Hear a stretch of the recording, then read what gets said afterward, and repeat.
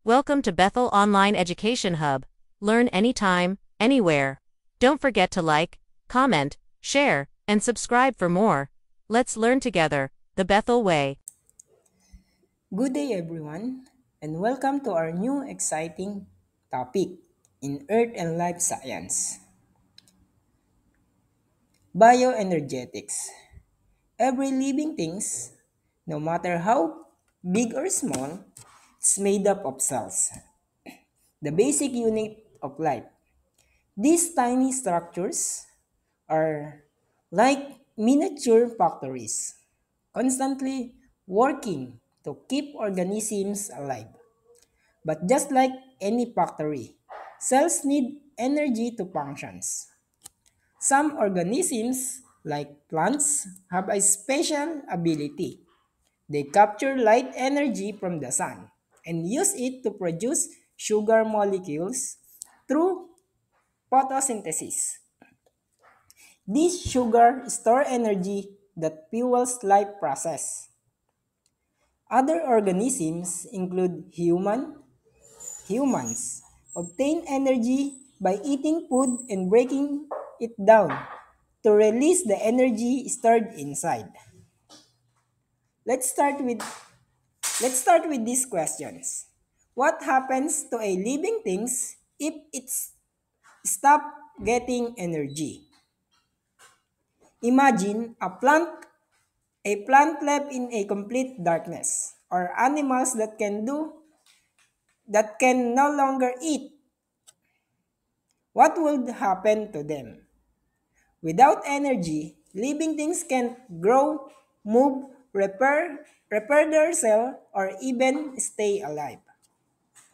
All living things, from the tiniest bacteria to the largest whales, need energy to survive and carry out life functions.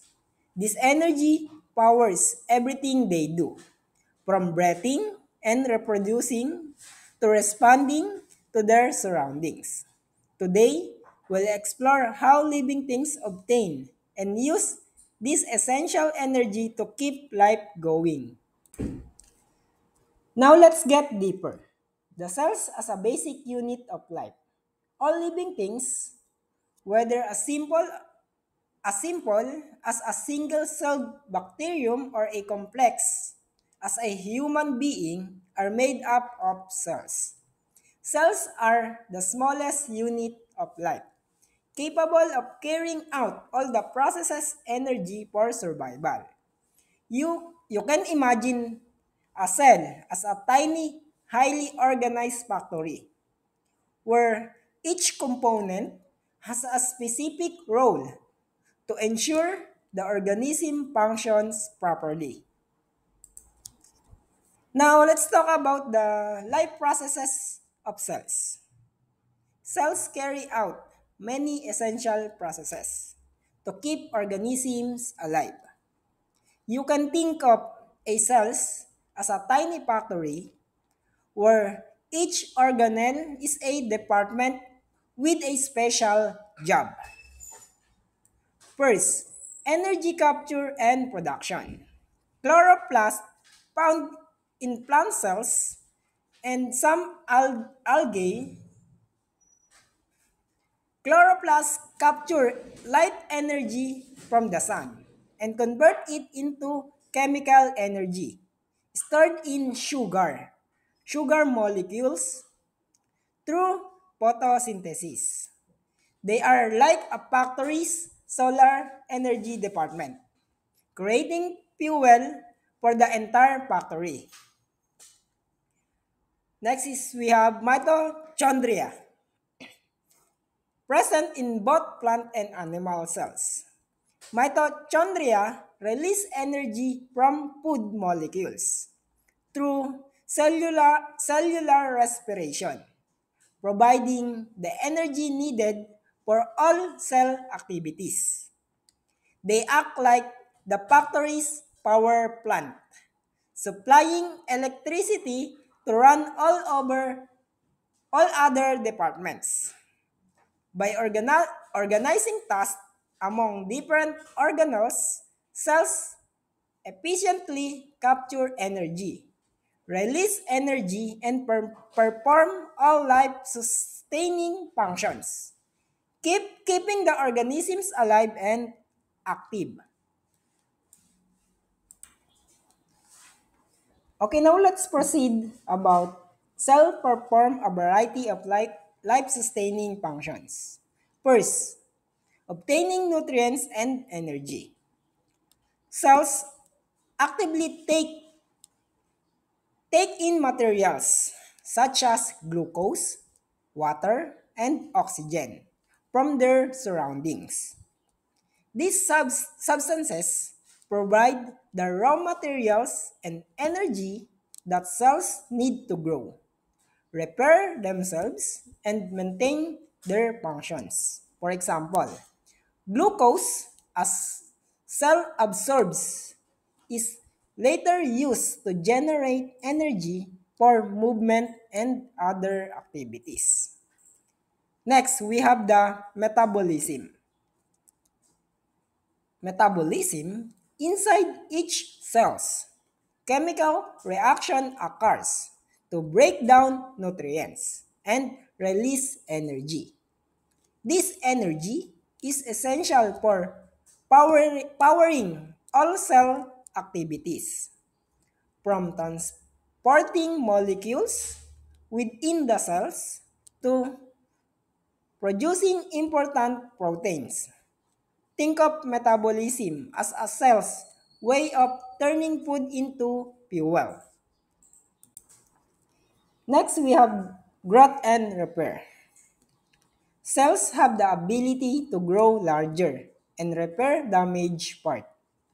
They can also divide to perform new cells, replacing old or injury tissues. For instances, when you get a small cut, skin cell divide to heal the wound. Next, response to stimuli. Cells can detect and respond to changes in their environment. A plant cells may bend towards sunlight to capture more energy, while animal cells may react to temperature change or chemical signals. This ability helps organisms survive and adapt. Last, we have the reproductions. Many cells reproduce through cell division, producing new cells that carry the same genetic information. This process is vital for growth and development, ensuring the continuation of life from one generation to the next. Together, these functions allow cells to support life, making them the fundamental building blocks of all living organisms. Cells as energy factories. Cells carry out essential life processes to keep organisms alive. You can think of a cells as a tiny factory where different organelles are departments with specific job. There are two keys organelles are crucial for energy. The first is the chloroplast, which is the energy capture. Found in plants cells and some algae.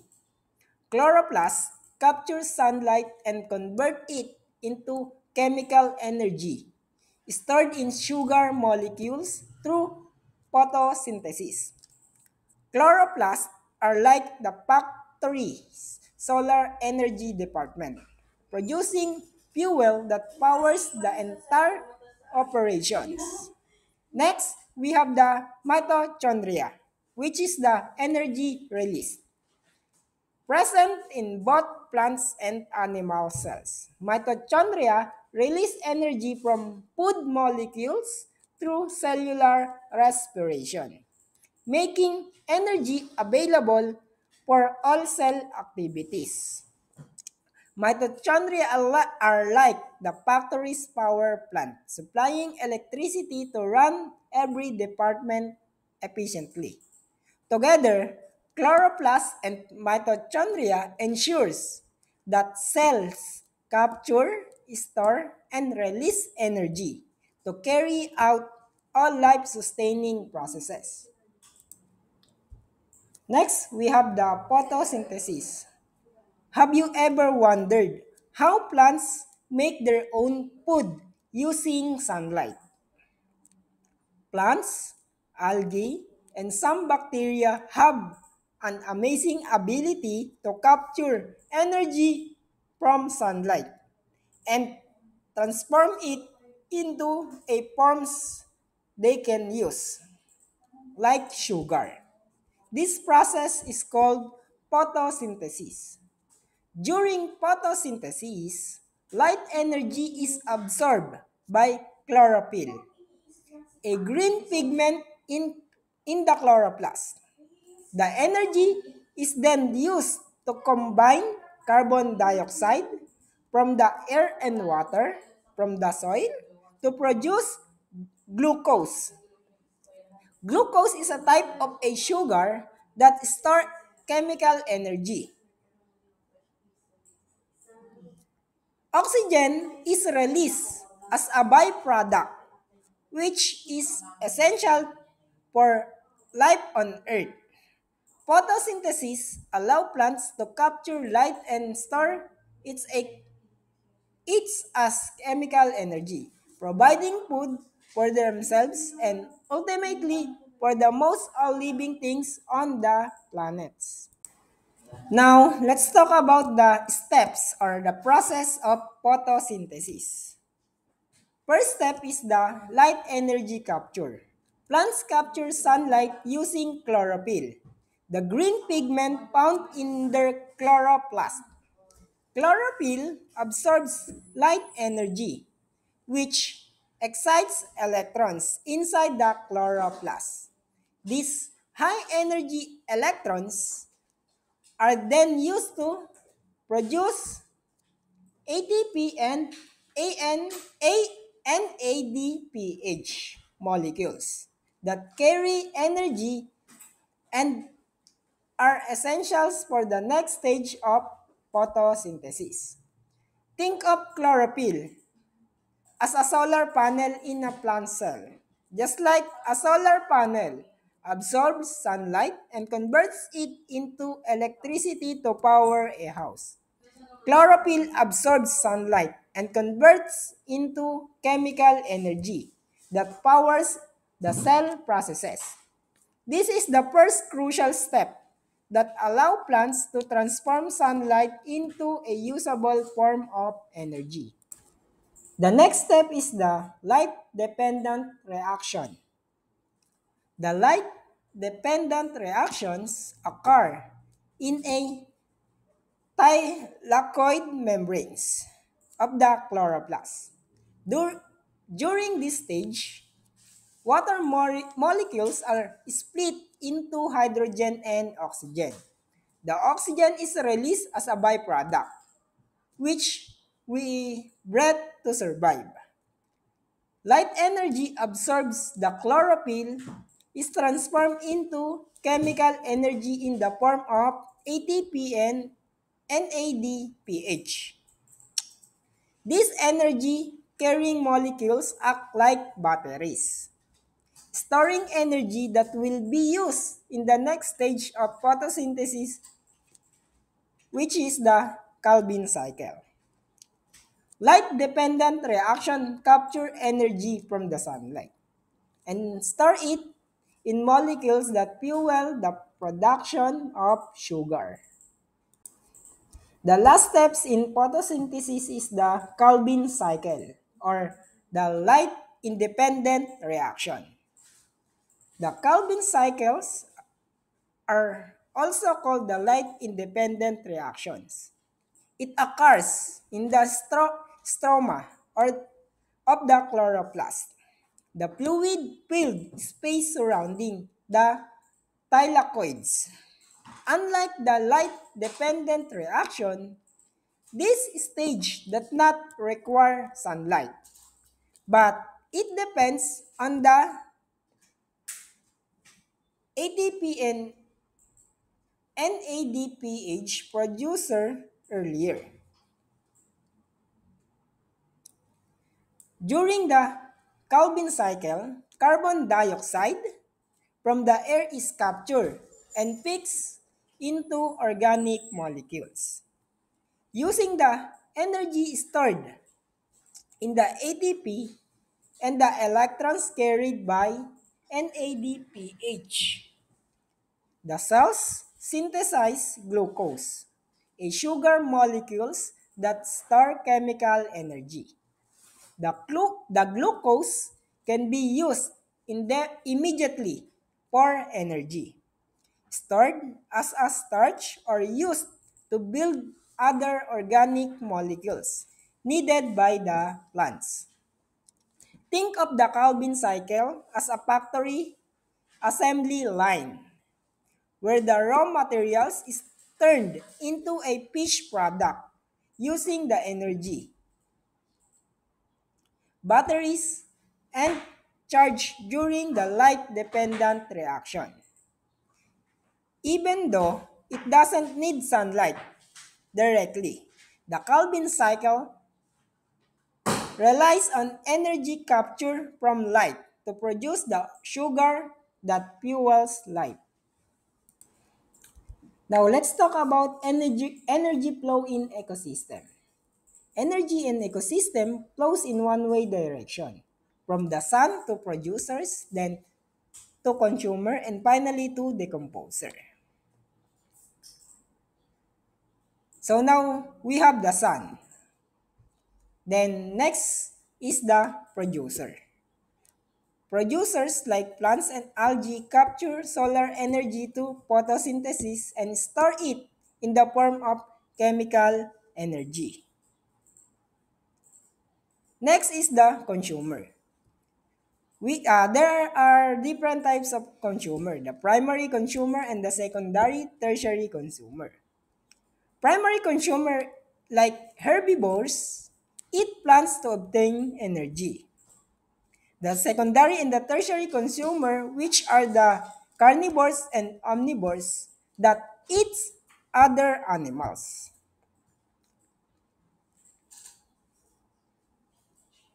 Energy loss is only about 10% of the energy is transferred from one tropic level to the next. The rest is lost as heat, movement, and metabolism. So now we have the last, which is the decomposer. Decomposers such as fungi and bacteria break down dead organisms and recycle nutrients back into the soil. While they don't transfer much energy upward, they return nutrients to producers to keep the ecosystem balanced. Energy pyramid. An energy pyramid is a visual represent that 10% of energy transfer at each topic level. The base of the pyramid is the producer, which have the most energy. Each high level, like primary consumer, secondary consumer, tertiary consumer, contain less energy, showing how energy diminishes as it moves through the ecosystem. Energy flows from the sun to produce, then through consumer, and finally to decomposers, with only a small fraction transferred at each steps, emphasizing the importance of producers in supporting life. Now let's talk about energy acquisition and utilization. All living things require energy to carry out life process. But organisms acquire energy in the two different ways. We have the autotrophs and heterotrophs. First, the autotrophs, which is the self-feeders. These organisms produce their own food using energy from sunlight or chemicals. For example, plant algae and some bacteria. Autotrophs act like solar-powered factories, converting raw materials into energy-rich molecules that can be used by themselves and other organisms. The next is the heterotrophs, other feeders. These organisms cannot make their own food and must consume other organisms to obtain energy. For example, animals, fungi, and bacteria. Heterotrophs are like factories that buy fuel from other factories rather than producing it by themselves. Now let's talk about the role of energy in life functions. Energy is essential for all living things to survive and carry out their life processes. Without energy, life cannot continue. Examples: plant growing. Plants use energy from sunlight to perform photosynthesis, produce sugars, and build new leaves, stems, and flowers. Without this energy, they cannot grow or reproduce. Other examples: human thinkings. Our brain requires a constant supply of energy from glucose to send signal, process information, and control body functions. Lack of energy can cause fatigue, poor concentration, and even unconsciousness. Other examples, animals hunting. Animals need energy from the food they eat to move, chase prey, escape predators, and maintain body heat. Without energy, they will be unable to survive in the environment. Energy powers every activity in life, from the smallest cellular process to complex behaviors. It fuels growth, repair, movement, reproduction, and thinking. Without energy, cells stop functioning, organ fails, and life ceases. Energy is the fundamental requirement that keeps all living organisms alive and active.